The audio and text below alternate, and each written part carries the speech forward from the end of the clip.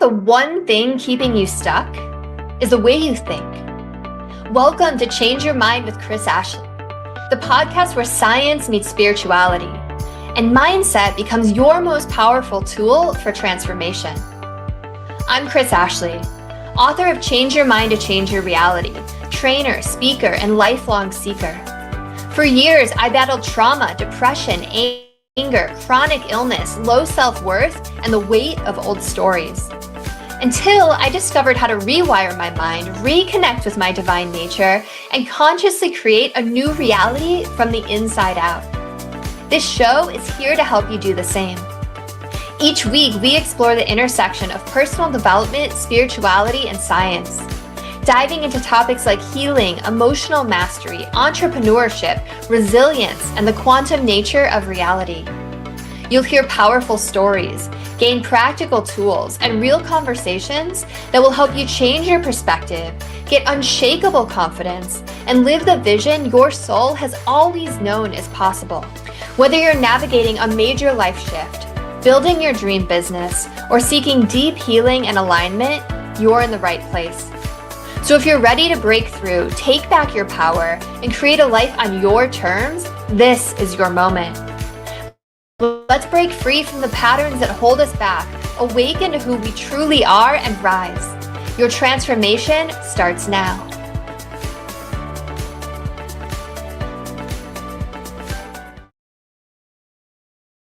Welcome back to the Change Your Mind podcast, where we explore personal development, spirituality, and science. I'm your host, Kris Ashley. I'm incredibly excited for my guest today. Her name's Crystal. She's awesome. We're in the same network. I'm excited to just learn a lot from her myself. So selfishly, I'm just excited for this conversation, and you get to just eavesdrop and get all these gold nuggets that I know I'm going to get too. Couple quick announcements. Head over to the links in the show notes. As always, you'll find ways to connect with me on social media, to connect with my amazing guest. You'll find ways to sponsor the podcast. You'll find links for my book, Change Your Mind to Change Your Reality. It was endorsed by 3 people from the film The Secret: Michael Beckwith, Bob Doyle, Marcy Shimoff. It was endorsed by John Gray, Anita Morjani, Bob Frissell, lots of people. What else? Oh yeah, links to coaching, courses, free downloads. There's just like a wealth of information there, so go check it out. And as always, this podcast is part of the Los Angeles Tribune Podcast Network. We're doing massive things in personal development, and I have my fellow LA Tribune trainer here with me, so we're going to learn a lot. And I think it's a good time to introduce her. So with me, I have Crystal Chow. So Crystal is a money consciousness coach, a former private banker, and founder of Cosmique Group. With over 13 years of experience managing $250 million in assets for high net worth clients, Crystal now helps women heal their relationship with money, build aligned wealth, and rise into their full power without sacrificing their soul. I love that. Her work blends financial strategy with deep inner work to achieve aligned, lasting wealth. Crystal believes that when a woman heals her money story, she doesn't just change her life, she transforms her lineage, past, and future. She's on a mission to help 1 million women create their $1 million life. I got goosebumps reading that. Anchored in freedom, purpose, and generational healing. Welcome, Crystal. I'm so happy you're here. Hello, thank you for having me, Kris. And it's so worth it, even though like I'm waking up at 4 a.m. for you, and for all your guests that's watching, right? I love it. Thank you for having me. Yeah, I forgot to mention, Crystal's a total badass and lives in Singapore. So we're on like mastermind calls, and it's like 3 a.m. for her. We're recording at like 1 my time, 4 for her. So I'm just so inspired. And I see you like driving around your cute little daughter, and you've got a lot going on. Yeah. But she's the main motivation for me to actually want to do my work, change like generationally, because I feel like, yeah, like our kids are, like, I don't know, at least for my daughter, once I have her, I started really to look things beyond the surface level. And I realized, like, you know, even for topics like money, it's really beyond the surface, and it's really not about the money. It's about like the deeper work, the stories, and everything that is passed down generationally. And as mothers, what can we do differently to not just change ourselves, but to actually heal the next generations? And through them, actually, even by doing something differently, I realized that my mother is actually healed because I changed the way I parent my daughter, reparent myself, and then through that I actually healed her indirectly. Amazing. I love that. I love that so much. And there's so much energy healing out there that even talks about exactly what you're saying, that like when we heal, it heals our lineage, which is amazing. I'm excited to like dive into all that, but there's one question that I always start my podcast with, and I want to ask it to you. And that is, what is your origin story? So what put you on this path to helping women heal their relationship with money? Okay. So this is a really, really great question. So what happened is that, like, for up to 30 years old, my life on the surface was a great success. I hold a prestigious title, was earning good income, I got married, and like I was celebrated, I was perceived as successful, but inside me, I was crumbling. I was numbing my emotions by drinking every day. Like every day I had like tears behind my wine glass. I went home to a place that was really unsafe, and I was really crumbling inside. So back then, my marriage was actually crumbling, and unfortunately, fortunately or unfortunately, I found out that I was pregnant. And I think that was really heavy for me. I actually did consider aborting my daughter because this idea crossed my mind. I was at a crossroad because I was thinking, if I were to actually pursue this pregnancy, there was a high chance that I'm going to actually be doing it alone. And being in Singapore, which is one of the country, like highest cost of living country, like parenting alone, that thought was terrifying. Yeah. And at that point of time, I was also escaping through drinking. So I was like, would it be easier if I have an abortion and resume my life of numbing, of the surface success? Am I going to be satisfied with that? So through doing a lot of introspection, seeking alternative help, I came to that conclusion that fine, let me just do a calculation to make sure that, okay, if I'm going to do parenting alone, can we still thrive even without contribution from her father? And yeah, okay, so the moment I decided that finances wise everything is in place, let's just proceed and see how things, I'm just hopeful that things will unfold positively, but if it's not, at least we can still continue to thrive. So I decided to proceed with the pregnancy, delivered my daughter, and that was truly life-changing because I mean, although the marriage did not turn out well, but she gave me a really great motivation to continue that, to really stay strong for her, and also a deep reason for doing this healing seriously, because it's through this difficult marriage that I actually took personal development really seriously, finding out what happened, how did I co-create this breakdown, this dynamic. And that was when I realized that if I were to just pursue money without the inner work, I would still feel empty. But if I were to just do the inner work without the foundation of money, it's not gonna pay my bills either. Right. So that's why even in my work that I decided to do, I realized that while guiding people with just strategy, which is what most money trainers or coaches do, but if they don't talk about the deeper inner work and the inner healing, there will be a ceiling to it, and there will be emptiness.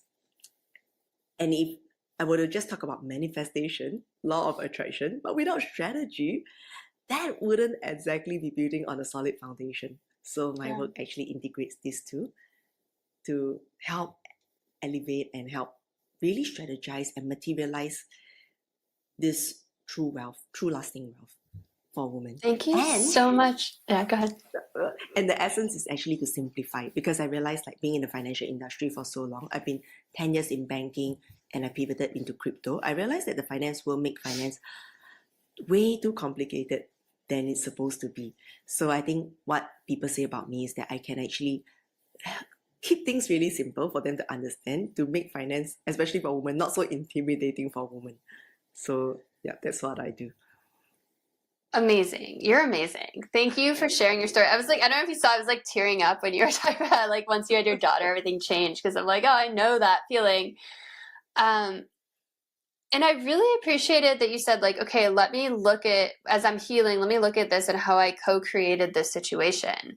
Like you took responsibility and accountability for like the part that you played in the role, and I think that that takes a very mature person to do that, and I think a lot of people never get there in this lifetime, right? Because it's so easy to blame other people and circumstances and other things for the challenges that we go through. So how did you kind of arrive at that mindset? What like put you on that path? Yeah, so it was actually beautiful because I was seeking for answers, because sometimes the pain of staying where you are outweighs the pain of the unknown. That was where I started seeking for coaches, for help, to actually figure out, what's causing me to be in such painful situation. So that was where actually a relationship coach gave me that insight that, oh, okay, even though you may have 3% of co-creating this dynamic, if you acknowledge that 3%, you regain your power. So that gave me the insight, like, wow, okay. And that made me realize, like, okay, what is that 3% that caused the downfall? And that really helped me to regain my power, because I realized that it's so important to take responsibility. And sometimes we just don't even know about it, because most of the time as we are being brought up, most people, like you said, right, like we don't even know our patterns and nobody calls them out. And that was where I realized how important coaching is. And even when I think about in terms of money, which is my strength, it's the same thing. Like many people complain about how bad their money situation is, but without knowing that they have to actually take responsibility for what leads up to that. Yeah, it's kind of like if you look at a tree, right? Like when you want to complain about how bad the fruit is or how rotten it is, what if we actually only complain and not like, try to fix the cosmetics around it? It's never gonna work. It's really about, okay, what's wrong beneath? Let's figure that out. Yeah, so I realized, oh, if we take responsibility, it's really like fixing what's happening beneath. And once you change that, you'll be able to actually see it in terms of the tangible result. It may take a little time, but that's going to be lasting. I love that metaphor, and that totally makes sense. So I guess what is at that root, right? That, to use your metaphor, like what is the root of money issues that you see a lot of women have? Okay, so basically the root is, it's so deep. It's a lot. Like it's really like, if I were to look at it holistically, it's really branched out into so many areas. So a common theme is, for example, the money stories that we tell ourselves. Because sometimes it's so unconscious. Like your whole family is talking about this. What's so different about it? And we tend to think that everyone else says the same story. But why are they getting a different result? And my family is like this. Right. So usually it's so unconscious and that it seeps in, and we usually wouldn't know unless we are actually put in an environment. Like for me, I'm so grateful that I've been a banker, so I have thousands, tens of thousands of money conversations throughout the decade, and that was how I was able to identify through the different stories and patterns when I have this conversation with different people. Yeah, because I did not take on that big role right from the start. I started off as a personal banker and rise up. So I could actually see a whole spectrum of how different people with different net worth, what they tell themselves, what their beliefs about money are, and all these unconscious patterns. And I even developed these like 10 different archetypes. Not exact, I wouldn't even say it's an archetype. I would say it's more of like a money identity. Okay. That we will actually change and adapt to at different seasons of our life.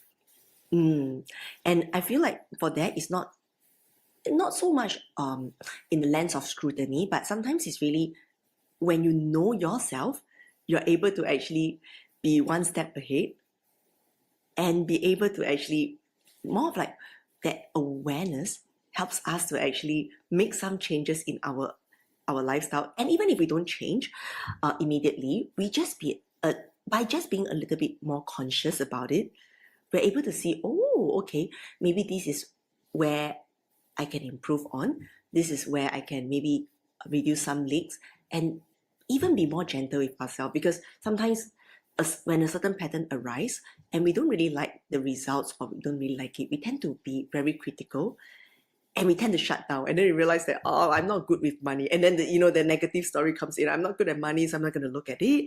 I'm not going to deal with it. So okay, somebody else deals with it, and it's that loop. But if we realize that, oh, okay, this is fine. Because my parents were not educated, or maybe they were not. I mean, because school system, it doesn't really empower us to be good with money. I mean, that's not how it's meant to be. Right. So if I'm not good, and if we acknowledge that, we take responsibility that fine, I'm not taught, but I can learn, the whole narrative change. We'll be in a more empowered place that, okay, there's this knowledge gap, but I know I can catch up with that. I know I can make a difference. That energy and that position and that level of power will be so different from, I don't know, I'm just going to give up. I'm never going to be good at it. So it's very, very different. Yeah, I mean, I definitely have been that person that just like shut down at some point in my life. So I'm like, oh, you said that and like really resonated. Okay, so that left me with a lot of questions. I guess the first one, like, okay, if everyone in our family has the same story that's passed on, have you noticed that the same money issues happen from generation to generation? Like, really? Of course. And it is not just in terms of money, how they deal with relationship. We tend for people. Okay, so most people who actually live unconsciously live life by this default instead of by design. What happens is that they tend to actually play out the same drama. It's just like you watching a drama. Like these parents play out this, and then the next generation continue to play out this same drama. Maybe just with a different face, different character, but it's the same storyline. Yeah, Different cast. totally. And then it just continues. There may be progression, but it's very marginal and very different. So it will really take someone who says, okay, like I have enough of this. How can I make it different? Yeah, you have to be that person that like breaks the generational curse, right? Yes. And of course, I would still say that, there's a lot to honor them because they did their best based on what they know. But Right. sometimes, especially in the previous generation, information was a lot more restricted. There was an internet. People were maybe not so literate, or That's they were true. also in a different time, right? Like maybe a few generations ago, they were more about survival. As long as let's just say my grandma, that generation, post-war, they were just for survival. As long as my child don't die, like they did their best. Yeah, So that's such a good point. Yeah. So what about emotion and everything? Like, yeah, like just suppress it. Life goes on. Clean up your tears. Cry. Like what? It's so true. It's like for all the problems in the world right now, like we have it pretty damn good, right? Like yes, there's still horrific things happening, but like overall in like where humanity is, like we're so connected. Like it's pretty peaceful for the most part. I mean, we get to have these conversations like across the globe. I mean, it's pretty amazing. We can like get any book at the snap of fingers, right? Yes. So you were talking about how you've seen this whole spectrum of different beliefs kind of matched up with different net worths. So would you mind sharing a couple of those? Like what kind of beliefs do really abundant people have? What kind of beliefs do people struggling with money have? Yeah. So if I were to talk about the most fundamental, it's really about the narrative that they tell themselves. Like, for example, for people who are struggling, they tend to have more this empowering belief, like, I'm never going to be good at it. Money is never going to come to me. I got to work hard for money. And they tend to have a really negative relationship with money. If you look at it, if you think about money as a person, they should be, I mean, if you want to actually have good relationship with your money, meaning like abundant mindset, abundant relationship, it will be more like a co-creating partnership with the money, looking at it as your best friend that you want to co-create. But most people who are struggling, they have a very negative relationship, meaning I don't want to look at it, I don't want to talk to it. And if you have a friend that you are showing up this way, what happens? Tendency is that your friend will actually be more distant. They wouldn't want to actually co-create anything, like just get out of my sight, like. Yeah. So that's the same thing with money. And basically, to really move towards that, I realized like for people really need to flip the whole narrative to say that, okay, I can do it. I mean, the energy of, and ultimately money is just energy. Because if you think about it, let's just say for people who starts to see opportunity, everything that they see becomes opportunity, even during crisis. Just like recently with Trump, with the tariffs and everything, I would say most people will actually look at the negative.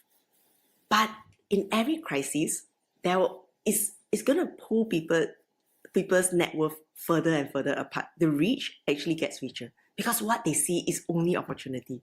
Wow, he's doing this. What can I invest? What can I do? That's what happened during COVID too. Yeah, right? same. A lot of people freaked out, and then a select complain. number of people like Jeff Yes. Bezos were like, okay, how can I? His net worth, multiplied. Yeah, but most people, when they have a more this empowering narrative and story, when they see situations like this, the first thing they do, complain, find about, they use it to paralyze themselves, and they're like, okay, I can't do anything. So that's why taking responsibility, that awareness is really the first key to any shift. Because when you say that, okay, fine, he's already doing this, what can I do? How can I make the best out of this? And when you ask the right question, when we seek to find solution, we will always find it. It may not be immediate, but when we actually look at it in the sense of trying to find answers, what we seek for will always unfold.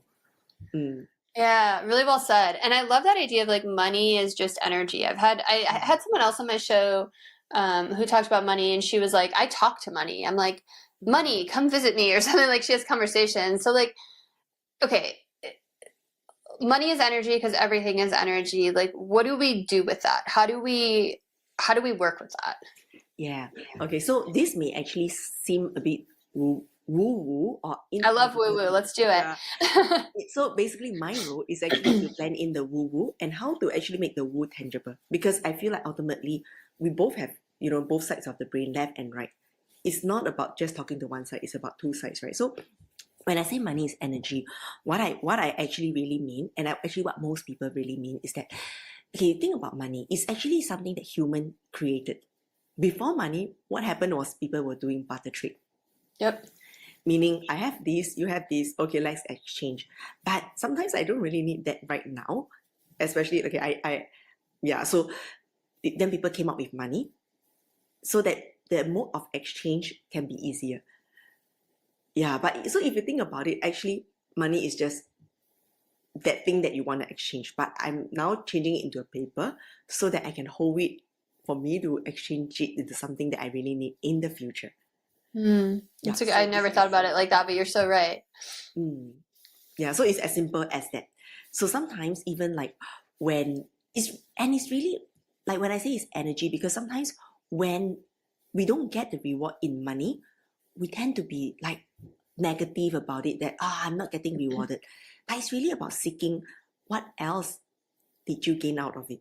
What else? Like for example, okay, if I were to actually put in this effort and I didn't get repaid in money yet. Yeah, it's always about telling yourself like, okay, then how can I seek for something else to be grateful for that I've received in return? And because when we actually start to vibrate and start to operate in this energy of gratitude, we'll be able to attract more opportunities, more aligned opportunities, people into our life, because we're not sending that repelling energy. Because that's why, okay, coming back to the energy, if you think about it, right, like if you have people who is always complaining sometimes you will be thinking, you have like, okay, let's just say one friend, she's always really nice. Like, oh, like, Chris, thank you for doing this for me. You'll be like, oh, like, even though you're not doing much, you feel like, next time I want to do something nice for her. But if the other friend, she's always saying like, oh, Chris, like, come on, seriously. Then you'll be feeling like, what? I've done this for you and you don't appreciate. Maybe not anymore. So that's the same for energy and for attracting aligned people. So if you're able to actually, whatever the situation is, still find things to be grateful and feel good, even though it may not materialize in money right now, the people will still be magnetized and attracted by you and say that, okay, now maybe I can't pay her, but okay, let's see how I can still work with her and give her more opportunity, like her way, like when I have. Yeah, so it's always like this. So that's why I feel like money is really energy in terms of the energy that we send out to help us to attract more of what we want eventually. I love that. I've heard so many people, not so many, but I've had a couple people on the show who have said similar things, but like the way that you just explained that, I've never heard anyone explain it like that. And it totally makes sense. Like especially that example you used of like the friend, right? Like if you're like, oh, I did so much for you, or I didn't do, like that really makes sense. Yeah, and that's the gap that I see, because most people, when they say money is energy, they are really like the spiritual people, the right brain people, the personal development. But there is a gap between how do you bring this concept, which is really valid, really right, into the real world. Yeah. Yeah, and so that's what I actually do best, to actually integrate these universal laws, spiritual concept into reality, so that people can see how do that I apply this. And also, how do I then use that tool to help me co-create this into reality, so that it doesn't just become a fluff concept, or it doesn't become too rigid where it's just strategy, data, number, without the intuition, without that hunch. Yeah, and being really forceful, hustle. Yeah. Okay. So what are the next steps? So like I saw this TikTok the other day and I'm just pulling up my phone so I can. It was like, okay, do a challenge. Say this every day. Money comes to me freely and abundantly, and I notice it everywhere, and like notice everything, like including like pennies and stuff. So I'm like trying that out, but I'm sure you have other strategies. So like if someone's listening, or for me or whoever, like we want to start attracting more money, like what's a great first step? Yeah, is to actually flip the narrative. So, like that affirmation, that is good, but sometimes I feel like when we talk about affirmation, we still need to modify into something that fits our lingo, that fits our what we believe, because this affirmation may be valid to somebody else, but to you maybe it doesn't really quite vibe, doesn't quite stick to you. So I feel like it's always to find something that aligns with you, but in a positive relationship. So for example, like maybe I'm a best friend with my money. It may resonate or not, but come up with your own, so that you can actually improve the relationship. Just like how you will actually want to talk to your best friend. I like that. That's so true. Like there's so many times where I hear mantras and I'm like, it just doesn't really do anything for me. Because that's how you talk, for example. And so you realize that, I mean, this feels off, this doesn't feel right. So it's really having this as a concept, but not taking it to like copy and paste it, because it's not yours. So modifying it into something that feels natural to say, that you can believe. Because ultimately, for any affirmation, is for you to not just, it's bringing it from your head to your heart, to your soul, and to your cells. Because when you believe and when you truly feel it, you will act from that place. But when you just think about it, when it's still in your head, it's something that is very reactive, and something that only when you are clear-headed, and when you think about it, then it will happen. And usually that's not too often, because money is a very emotional subject. Yeah, it is. And especially when your nervous system doesn't feel safe, when it kicks into your generational, like what happens is that we will still tend to react as what we normally do, which is all these old patterns, these unsupportive patterns. So that's why we need to actually really speak to ourselves and our soul so that we can really rewire it deeply. And of course, sometimes it's really difficult to do it on your own because sometimes we just don't see what we don't see. Especially all these old tapes, old recorders that are playing. And if our whole family is playing this same tape, we wouldn't know how broken it is. Totally. Because you don't know what you don't know. We don't know what we don't know. And because we get validated, like, oh, she's saying the same thing. They are saying the same thing. I should be fine. Yes. So it's really having, I would say, like another eye to look at it, who has, like, no, like for me, that's what I do best. I call out people who, especially I work with a lot of high achieving women, right? Sometimes in their role, in their rank, they are like the bosses. They are in a C-suite level. Nobody really calls out to them to tell them about all these patterns. And so true. It's not a right position for them to take advice. So anyway, for me, the only thing that I want to do is to lift them.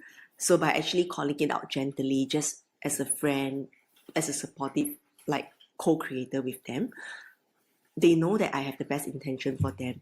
And they are all powerhouses. These people are powerhouses. But sometimes we just don't know what we don't know. And just by having that awareness, just, supporting them in this area, we'll be able, not just lifting them, but lifting everyone else that they impact. So as a totally. I mean, like they say, it's like lonely at the top, right? Because it's like people, you have to work with someone who's on your level or above, right? Because it's totally. So you said something just now or a moment ago that we were talking about in the green room before, and I was like, stop, I want to press record because what you're saying is gold. You said don't push. So because I was like, oh yeah, just push in, and you're like, no, you don't want to push. So talk to me a little bit about that. Yeah, so that hustle energy that we're talking about, right? So so basically, of course, a certain level of hustle, fighting, and working hard, that I would say is essential, especially when we are first taking off. Okay, like we still need to put in effort to actually get started. But when you want to actually just a curious question, like when you push and you hustle, do you realize that you actually reach your invisible glass ceiling? Like no matter how hard you push, it's pretty much there. Yeah, totally. No, I mean, I've definitely had that feeling before, for sure. Yeah. So basically, that's what hustle energy does. I mean, there really would be a ceiling, and really to transcend that glass ceiling is to flow into that feminine energy to actually attract. Because when you talk about hustle energy, it's very masculine, very forceful. There is a cap to how much you can push. Because think about it, we only have a certain hour of our day, certain energetic output. So hustle energy can only bring us from here to there. But if you want to break through this from here to the next level, to exponential, you think about like Elon Musk, Jeff Bezos, like they have the same hours as all of us. Do you think they can push harder? How much more can they earn when they just push harder? So it really takes something beyond pushing to actually make that exponential quantum leap of growth that is really like looking in the opposite direction that we didn't see, to actually have that breakthrough. And most of the time, why hustle energy doesn't work? You have to speak to the logical mind, because when you hustle, when we get into that business, there's no room for creativity, no room for looking at things, because we are trapped in that energy.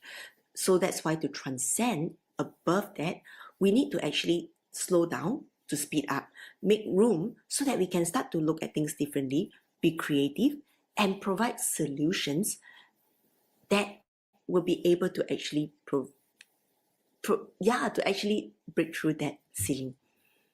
I relate to that so much. It's like I think you know this, it's like I have childcare like 2 days a week, and it's like I have the podcast, I have my business, I have 2 TV shows going, and it's like I just need to get as much done. I have this crazy to-do list, and I've noted I took all of July off because I'm like, I want to redo my website. I want to like redo some of my funnels. I want to like actually strategize a little bit, and I don't have freaking time because I'm just trying to like get through this crazy to-do list.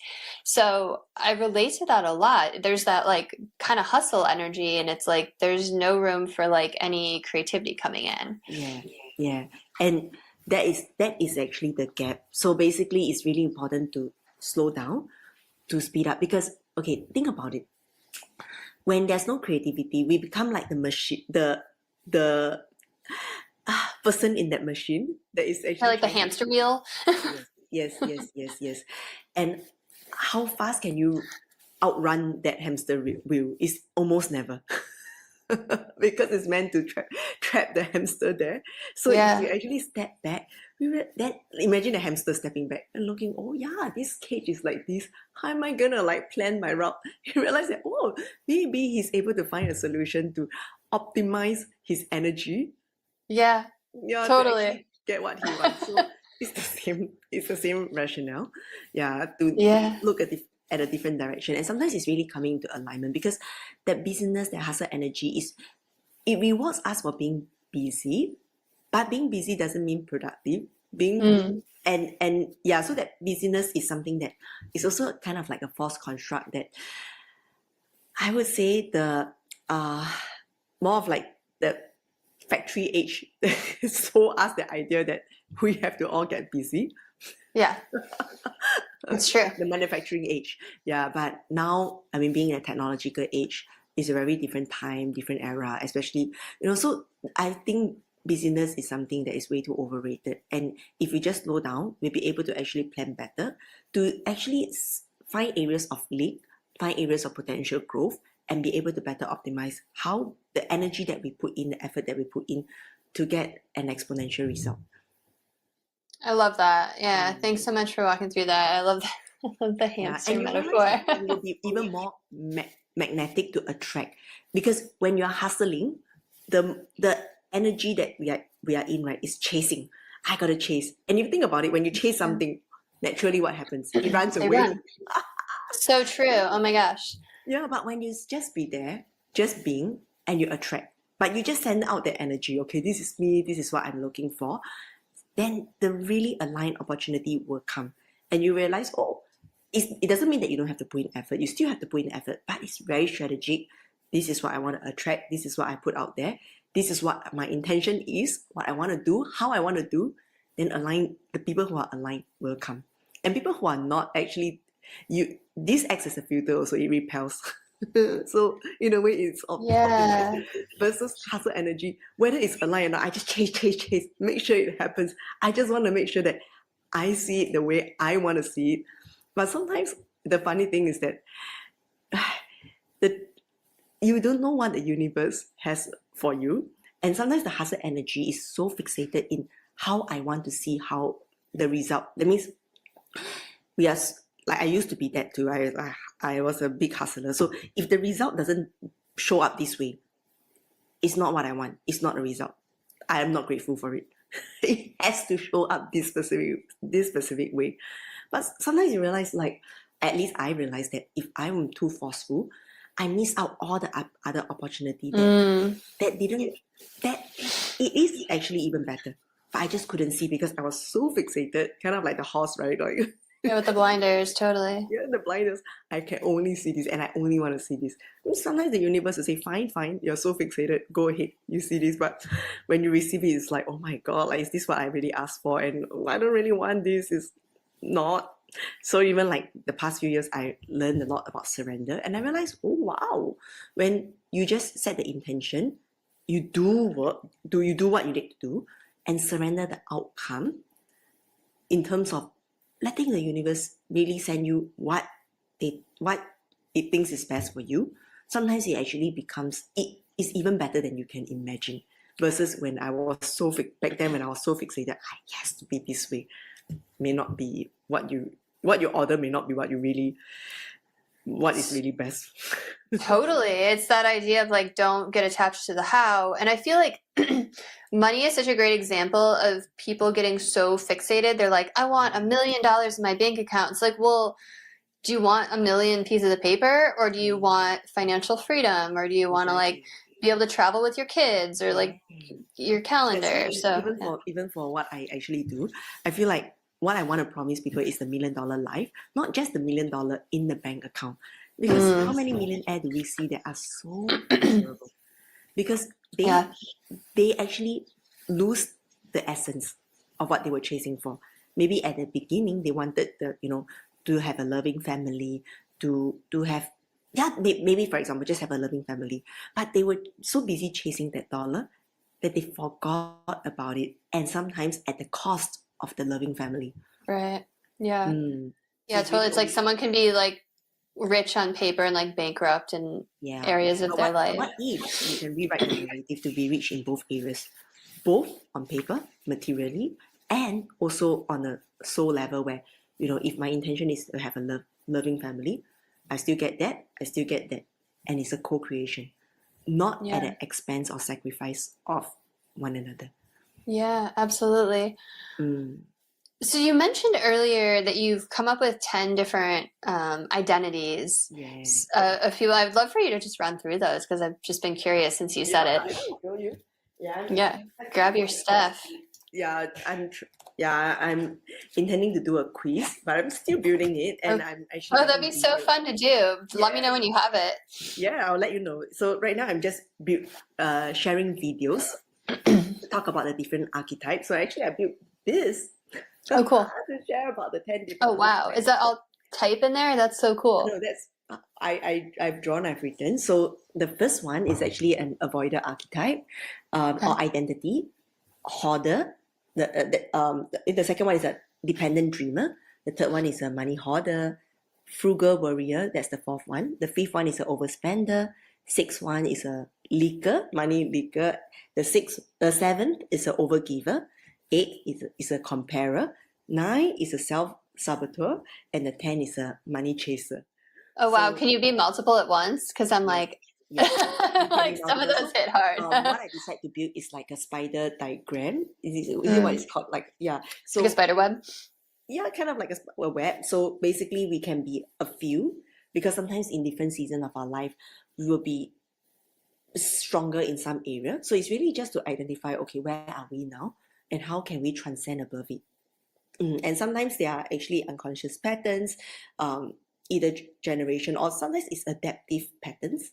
But when we know, we can actually make some adjustment to it, and also know that even if I'm, let's say, a money chaser, for example, the hustling mindset, it's nothing wrong with that. But okay, if this hustling mindset, I got to know that, okay, what is causing it, and then how I can actually transcend above it. Yeah, so it's really that awareness that helps to make the shift. Mm. Very cool. So did you lay it out that way on purpose? Like, are there opposites of each other? No, not really. No, Okay. no, not really. Just curious. Mm. Okay, so what about if someone has the mindset, right? They've done the work, they have the mindset, they're like, I believe money is energy. They don't have any negative money stories, or if they have, they've overcome it. They're taking action on like what they're passionate about, and the money just hasn't come yet.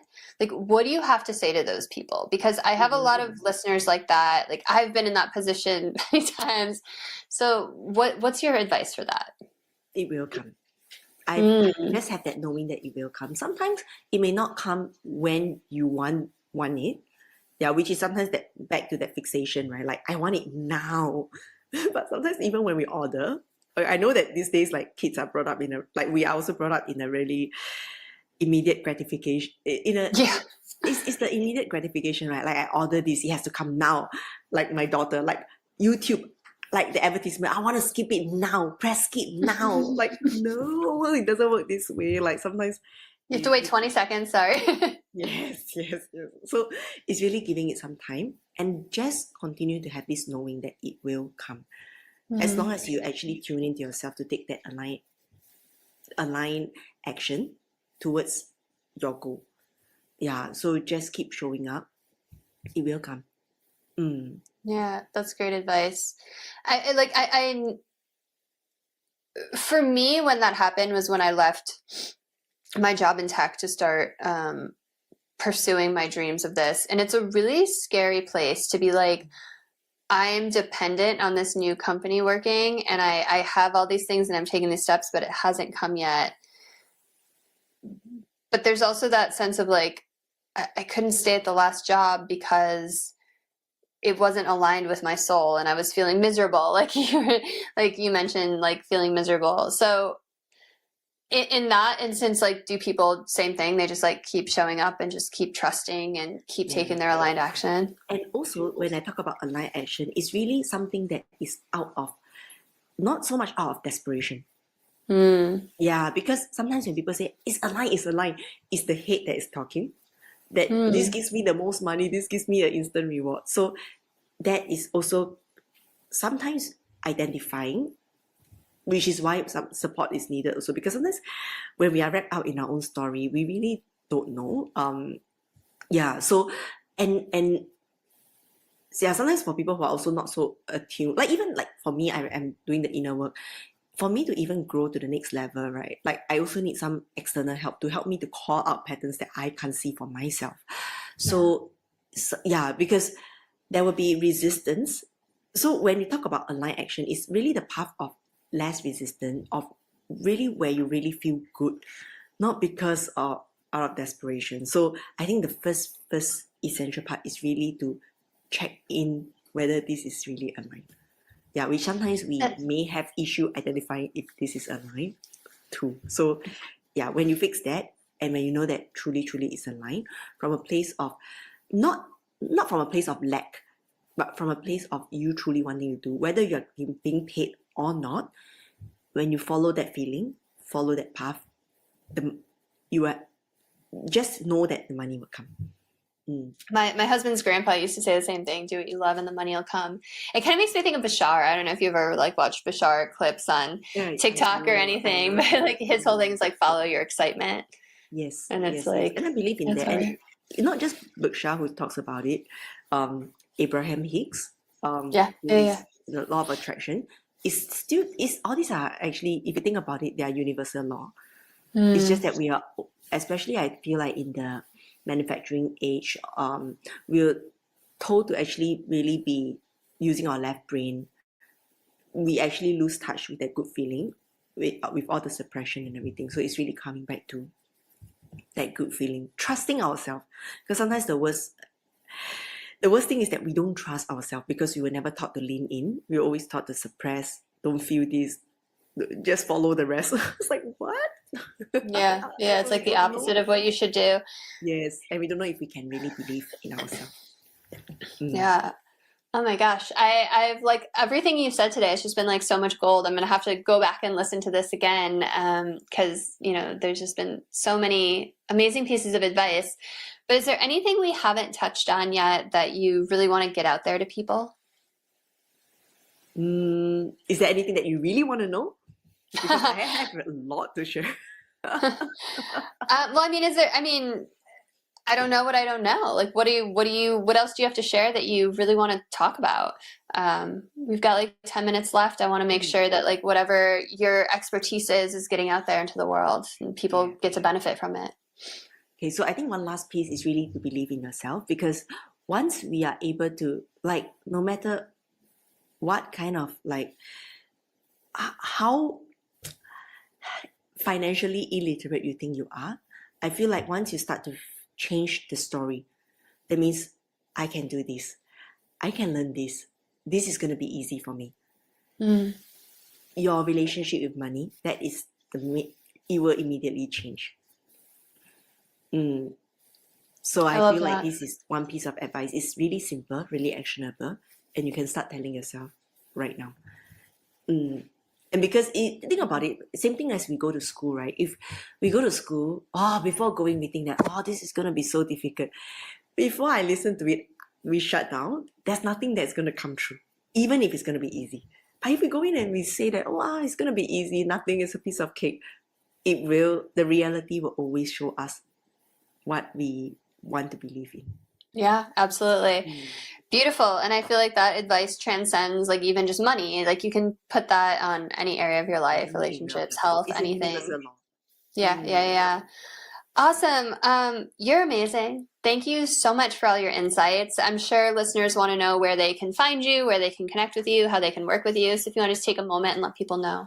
Yeah, so you can follow me on Instagram, across social media platform. My handle is Shining with Crystal, because I Very believe cute. all you ladies, or all of us, we deserve to shine. And actually, shine is my framework, which I'll break down more in my social media, so you can see how I actually work. What is my thought process? What are my framework?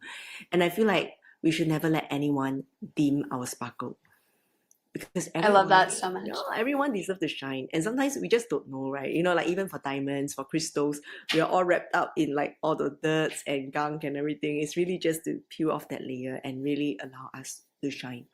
And when we step up to shine, the light that we illuminate can actually inspire and impact so many more, and as a collective we can all rise together. Beautiful. Well, you're definitely shining. I love that it goes with your name. It's beautiful. It's perfect. You're awesome. If this resonated with you and you're listening, send it to someone that you think might love it. Like, comment, share, subscribe, all the things. Let's help lift humanity up. And thank you all so much. I'll see you next week. Have a beautiful rest of your day.